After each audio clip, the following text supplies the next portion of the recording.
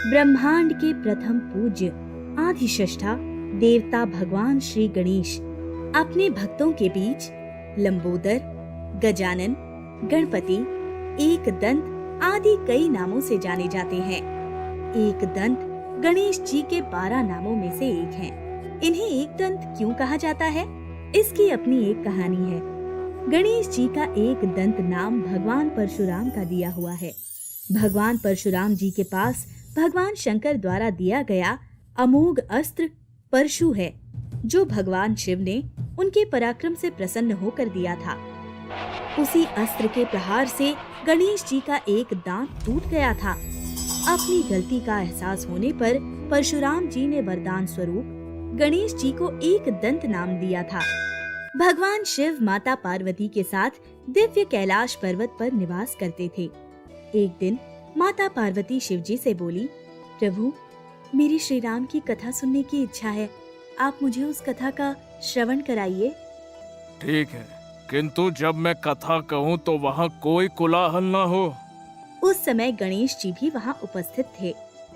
पुत्र गणेश, मैं तुम्हारी माँ को राम कथा सुनाने जा रहा हूँ। कथा को कोई विघ्न ना पड़े, इसीलिए तुम द्वार पर मेरा त्रिशूल लेकर खड़े हो जाओ। सावधान होकर पहरा देना, किसी को भी अंदर मत आने देना। जो आज्ञा पिताजी, मैं किसी को भी अंदर नहीं आने दूंगा। पुत्र, ये लो मेरा दिव्य त्रिशूल। जी पिताजी, आप निश्चिंत रहिए। गणेश जी महल के द्वार पर त्रिशूल हाथ में लेकर पहरा देने लगते हैं। उधर परशुराम जी कैलाश पर्वत पर जा पहुँचे और भगवान शिव के दर्शन के लिए सीधे कैलाश द्वार पर पहुँचे। वहाँ नंदी और शिव के गण द्वार पर खड़े पहरा दे रहे थे। मुझे भगवान शंकर से मिलना है, वो इस समय कहाँ है? हमें नहीं पता भगवंत, शायद माता पार्वती के साथ भगवत चर्चा में व्यस्त होंगे। तुम स्वयं शिव जी के गण हो और तुम्हें ये भी नहीं पता कि भगवान शिव कहाँ है? माता पार्वती के साथ भगवंत चर्चा करते समय प्रभु किसी भी प्रकार का विघ्न स्वीकार नहीं करते हैं। ऐसे में आप ना ही जाए तो बेहतर है। तुम्हें पता नहीं है, मैं शिव जी का परम भक्त हूँ। उनकी आज्ञा से मैं उन्हें किसी भी वक्त मिलने आ सकता हूँ। मुझे रोकने वाले तुम कौन होते हो?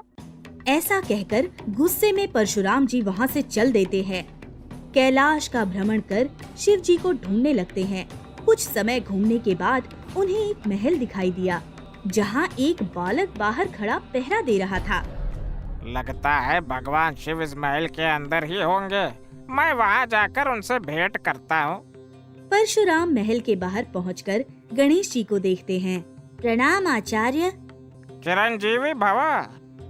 परशुराम अंदर जाने लगते हैं। रुकिए भगवान, आप अंदर नहीं जा सकते। मैं भगवान भोलेनाथ के दर्शन के लिए आया हूँ। मुझे उनसे इसी वक्त मिलना है। तुम्हें इतना साहस कि तुम मुझे प्रभु से मिलने से रोक रहे हो? आप इस वक्त उनसे नहीं मिल सकते। वे अभी कथा साधना में लीन हैं। साधना भंग होने पर वे बहुत क्रोधित हो सकते हैं। तुम कौन हो जो इस तरह मेरा रास्ता रोकने का प्रयास कर रहे हो? प्रभु तो अपने भक्तों का पालन करने वाले हैं। भक्तों को देखकर क्रोध नहीं बल्कि प्रसन्न होते हैं। मेरे रास्ते से हट जाओ। आप होंगे प्रभु के भक्त, मगर इस तरह से आप बिना आज्ञा लिए अंदर नहीं जा सकते हैं। बालक, अपना हट छोड़ो, मुझे भीतर जाने दो। तभी वहाँ शिव जी के गण और नंदी आ जाते हैं। प्रभु, ये गजमुख माता पार्वती के पुत्र गणेश हैं और ये शिव जी के प्रिय भक्त परशुधारी भगवान शिव के परम भक्त परशुराम जी हैं। ये बालक तो देखने में काफी विचित्र है। ये कैसे शिव जी का पुत्र हो सकता है? इसका मुख गज का है और इसका बाकी शरीर मनुष्य का है। ये कैसे संभव है? ये सुनकर गणेश जी भी परशुराम जी का उपहास करने लगते हैं। आप देखने में तो ब्राह्मण लगते हैं, पर आपके हाथ में कमंडल की जगह परशु क्यों है? बालक, तुम मेरा उपहास कर रहे हो। तुम मेरे बल को नहीं जानते हो। जब तक सामने वाले के बल का परीक्षण ना हो जाए, अपने आप को सर्वोच्च नहीं मानना चाहिए। बालक समझकर छोड़ रहा हूँ। मुझे अभी भगवान शिव के पास जाना है। परशुराम जी शिव जी से मिलने के लिए उनके निवास स्थान पर जाने लगे। तभी गणेश जी ने शिव जी द्वारा दिए गए त्रिशूल को परशुराम जी के सामने कर उन्हें युद्ध के लिए सावधान किया। युद्ध के लिए ललकार देता है तो बच मेरे इस शस्त्र से। मेरे चलाए अस्त्रों से आज तक कोई नहीं बच पाया है। परशुराम जी शस्त्र चलाने लगे, परंतु गणेश जी हर बार शस्त्रों के प्रहार से बच जाते।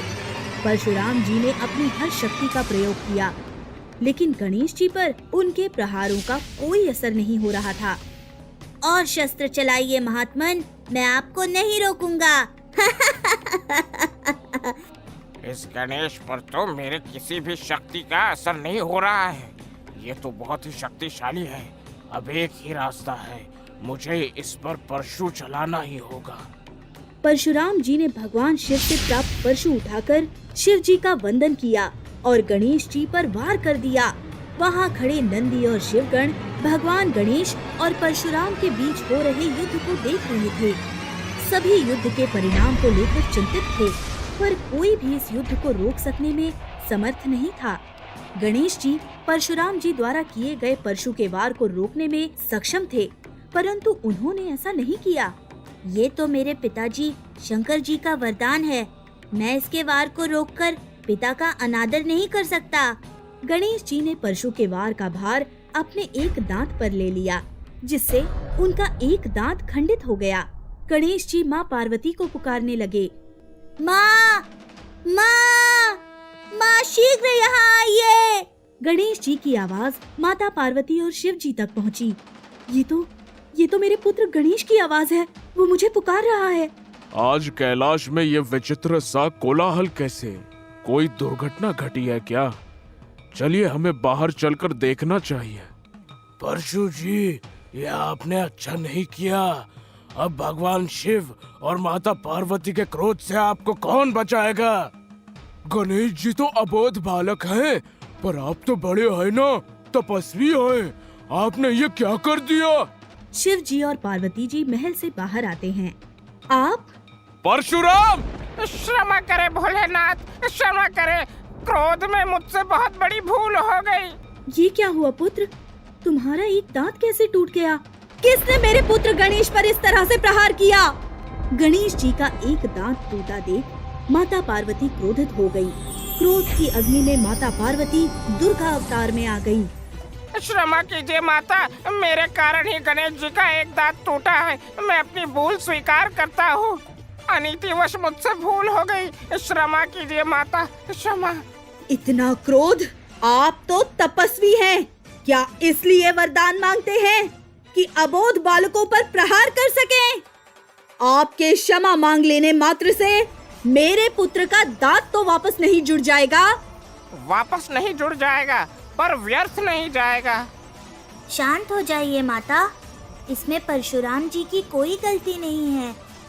मैंने ही इन्हें पिताजी महाराज से मिलने के लिए रोका था। परशुराम जी ने अपनी भूल को स्वीकार कर माता पार्वती से माफी मांगी और गणेश जी भी माता पार्वती से शांत होने के लिए विनती करने लगे। गणेश, आप धन्य हैं। देवी पार्वती, गणेश जी के जैसी सहनशीलता और सम्मान की भावना मैंने किसी और देव में नहीं देखी। आप निश्चिंत रहिए, गणेश जी का खंडित दांत व्यर्थ नहीं जाएगा। इसे महान कथा महाभारत में लिखा जाएगा। गणेश जी ने दांत को कलम बनाकर वेद व्यास जी द्वारा रचित महाभारत का लेखन किया। तब से श्री गणेश जी को सबसे सहनशील देव कहा जाने लगा और तभी से एक दांत खंडित होने के कारण उनका नाम एक दंत पड़ा।